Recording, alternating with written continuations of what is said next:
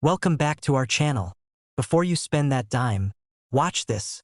Some are worth way more than face value.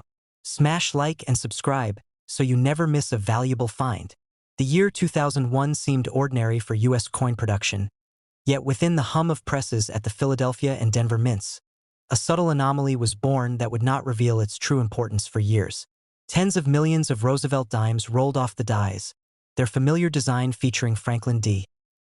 Roosevelt's left-facing profile on the obverse and the torch flanked by olive and oak branches on the reverse. The alloy remained the standard copper-nickel clad composition. Outer layers of 75% copper and 25% nickel bonded to a pure copper core, and the production process followed well-established routines honed over decades. On the surface, there was no reason to suspect that any particular dime from this mintage would ever be more than pocket change, destined for soda machines, cash registers, and forgotten change jars. Yet, in the mechanical dance of minting, a brief misalignment, a worn die, or an unintended planchet substitution allowed a few dimes to escape into circulation carrying an error invisible to the untrained eye but destined to unsettle the predictability of numismatic order.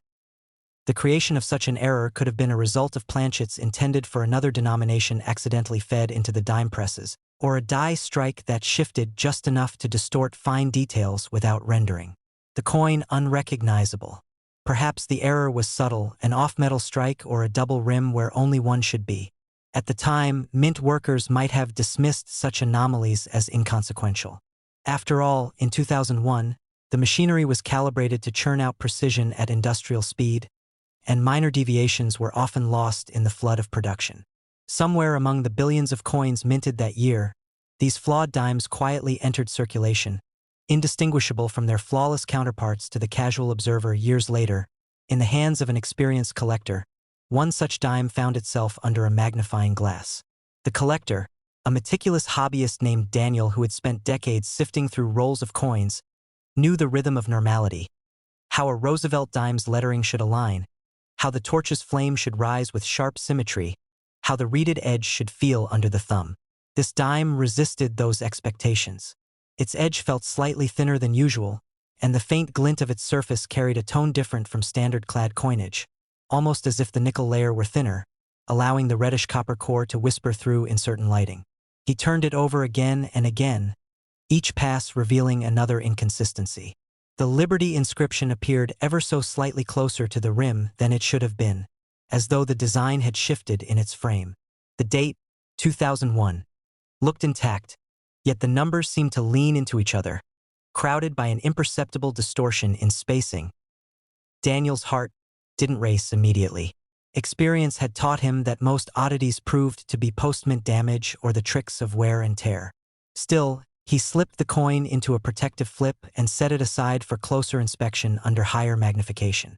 The next evening, under his specialized lamp, he saw it clearly. A double die strike on the reverse, faint but undeniable. The torch's vertical lines appeared ghosted, and the letters in United States of America displayed the telltale spread of doubling. This was not the product of circulation damage. It was born at the minting press itself. Such doubling in 2001 dimes was rare, almost unheard of, and certainly not documented in his well-thumbed references. The discovery sent a quiet shiver through him. This was not just an odd coin. This was something that could rewrite a small corner of the numismatic record. At first, Daniel kept the find to himself, tracking other sales and auction results for known Roosevelt dime errors. The market for modern errors had been steadily growing, spurred by online auction platforms that connected niche collectors from across the country. He noted how off-center strikes and broad strikes from the early 2000s sometimes fetched hundreds of dollars, and off-metal strikes could soar much higher. His dime, with its subtle yet significant doubling, might be rarer than any of those. But rarity alone did not guarantee value. Desirability played its own game. For months, he quietly reached out to a few trusted collectors, sending them magnified photographs and asking careful questions without revealing ownership. Their reactions, even muted through cautious correspondence, hinted at something bigger than he had anticipated. A double die from that year? Unlisted? Potentially unique? The whispers were enough to confirm his instinct that patience would serve him well. The coin's value in its first months of recognition was modest. An appraiser, unwilling to speculate without a broader market precedent, suggested a figure of $12,050 to $11,400, impressive for a dime but hardly life-changing. Daniel accepted the estimate but declined to sell. He watched as news of other error coins trickled through collector circles, 2001 off-center quarters selling for thousands, rare transitional planchets from other years commanding five-figure sums. He began to realize that the market's appetite for unusual modern errors was swelling. The price of silver had nothing to do with it. This was about scarcity in the age of mass production, the thrill of the anomaly among the billions of uniform coins. By 2010, the story of the 2001 double die dime began to spread more openly. A forum post from a collector who had seen the coin at a local show sparked discussion, and speculation ran wild. Some insisted it must be a mechanical doubling, not a true double die, while others argued the diagnostics were clear enough to settle the matter. The debate itself fueled curiosity, and with curiosity came value. Offers began to reach Daniel through intermediaries, $800, $1, 200, $2, 000. Still he held on, sensing that the tide was still rising. In the years that followed, the rarity of this specific error became more widely acknowledged. Not a single other example had surfaced in public sales or reputable collections, suggesting that Daniel's coin might indeed be the only known survivor of its kind. That uniqueness transformed it from a curiosity into a potential centerpiece. As time passed, the coin's value evolved with the broader trends in numismatics. The emergence of high-resolution online marketplaces allowed for better verification and cataloging of errors, reducing the risk of counterfeits but also amplifying demand for genuine rarities. By 2018, with the numismatic market enjoying a surge of interest from younger collectors, the estimated value of the dime had climbed into the low five figures. What had once been a dime worth 10 cents in 2001 was now a prize that could fund a new car. Still, Daniel hesitated to sell. It was no longer about the money. The coin had become a part of his story, a testament to the rewards of patience, knowledge, and a willingness to notice what others overlooked. In the private world of serious collectors, whispers of such an anomaly spread carefully, and with each retelling, the legend of the 2001 dime grew. Some speculated that the coin might never appear at public auction, instead passing quietly between elite collectors in private sales for sums no outsider would ever confirm. Others believed Daniel's reluctance to sell stemmed not from sentiment but from an ongoing investigation into the minting records of that year. Records that might one day prove the coin's twin error origin beyond doubt. Whatever the truth, the dime remained elusive, its story incomplete, its final impact on numismatic history still unwritten. Yet for those who knew of it, the little 2001 Roosevelt dime represented something far greater than its face value. The enduring mystery of what slips past the eyes of an entire nation, only to be caught by the watchful gaze of one who truly pays attention. In 2007, the presses at the United States Mint in Philadelphia were busy striking millions of Roosevelt dimes, each bearing the enduring design that had graced the coin since 1946. Franklin D. Roosevelt's familiar profile occupied the obverse, while the reverse displayed the proud torch flanked by olive and oak branches, symbols of liberty, peace, and strength. The copper-nickel-clad composition, weighing 2.268 grams, had been the standard for decades, and the dies used to strike them were expected to perform with mechanical precision.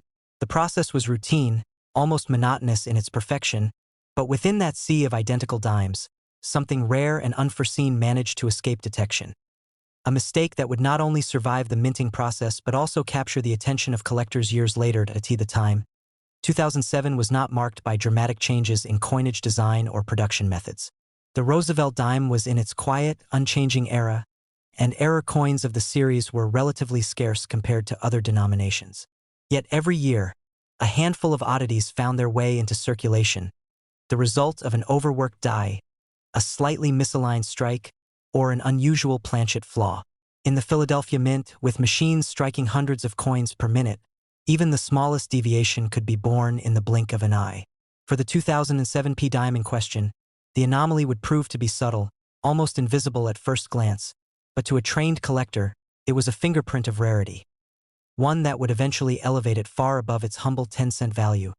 For years, the coin traveled unnoticed, slipping from hand to hand, resting briefly in drawers, vending machines, and change jars. Its distinctive imperfection went unseen until a coin roll hunter named Martin came across it in the most mundane of circumstances. Martin had long made a habit of exchanging cash for bank-wrapped rolls, searching for silver, proofs, or errors that might have been overlooked. On a rainy afternoon, he sat at his kitchen table sorting through a box of dimes, his magnifying loupe ready. Most coins passed through his fingers in seconds, but one caught his eye, not because it screamed error, but because something about the obverse didn't feel right. The date and mint mark, 2007p, looked as expected, but the spacing of the letters in Liberty appeared odd. The final Y seemed slightly doubled, and the surface of the coin reflected light in a way that hinted at an imperfection in the strike. Setting the dime aside, Martin continued his search, but the small anomaly nagged at him. When he returned to it under better lighting, he noticed more. The doubling was not just on the Y, but faintly visible in God We Trust. On the reverse, the torch's vertical lines displayed a faint, shadow-like duplication, and the lettering United States of America showed signs of notching at the edges, classic indicators of a double die strike. But that wasn't the only irregularity. As he weighed the coin, the scale flickered between 2.25 and 2.26 grams, fractionally lighter than expected. It wasn't enough to be considered out of tolerance, but combined with the double die, it raised an intriguing possibility. The coin could have been struck on a slightly underweight planchet, perhaps due to a minor flaw in the metal strip before blanking. Martin's first instinct was caution. He had seen countless coins misrepresented as mint errors when in fact they were victims of damage or environmental wear. But this dime was different. The doubling was crisp and uniform, suggesting it occurred during the hubbing process rather than as mechanical doubling during striking. Moreover, the coin was in surprisingly good condition, with only light circulation marks. This meant its details had survived well enough for experts to study. He took high-resolution photographs and sent them to a trusted numismatic contact, a specialist in modern U.S. coinage errors. The response came quickly, intrigue mixed with excitement. The contact had never seen a documented double die for the 2007p Roosevelt dime with these exact diagnostics. It could be a previously unknown variety. As Martin dug deeper, he realized how few serious error dimes from the mid-2000s had surfaced in the marketplace. While earlier Roosevelt dime errors, such as dramatic off-center strikes from the 1970s and 1980s, had long been known, the Philadelphia Mint's quality control in later decades left little room for such mistakes to escape. That made his coin even more unusual. He began researching auction archives, searching for any listing that matched the doubling pattern. None appeared. This absence, rather than discouraging him, confirmed the rarity. He knew from experience that the combination of being the first documented example and possessing a unique feature like the slight weight variance could dramatically increase desirability among advanced collectors. The coin's journey from obscurity to recognition was gradual. At first, Martin kept the find within a small circle of trusted numismatists, letting word of mouth stir curiosity. Some collectors were skeptical. It was, after all, a modern clad dime, a denomination often dismissed as unremarkable in the world of high-value coins. But as more eyes saw the photographs and more experts verified the doubling, skepticism gave way to interest. The rarity wasn't in its metal content or age, but in its exceptional scarcity within its series. In the world of error collecting, scarcity and verification are a powerful combination. Over the next several years, the coin's market potential began to emerge. A few preliminary offers arrived $1, 500, $2, 200, even $3000. Martin politely declined, knowing the market for modern errors was heating up thanks to online communities and dedicated social media groups. Younger collectors, many of whom had grown up seeing 2007 dimes in their change, were eager to own a piece of minting history from their own lifetimes. For them, this coin wasn't just an error. It was a story, a hidden secret in a familiar face. With demand rising and supply non-existent, Martin's patience became his greatest asset. The physical nature of the error remained its defining allure.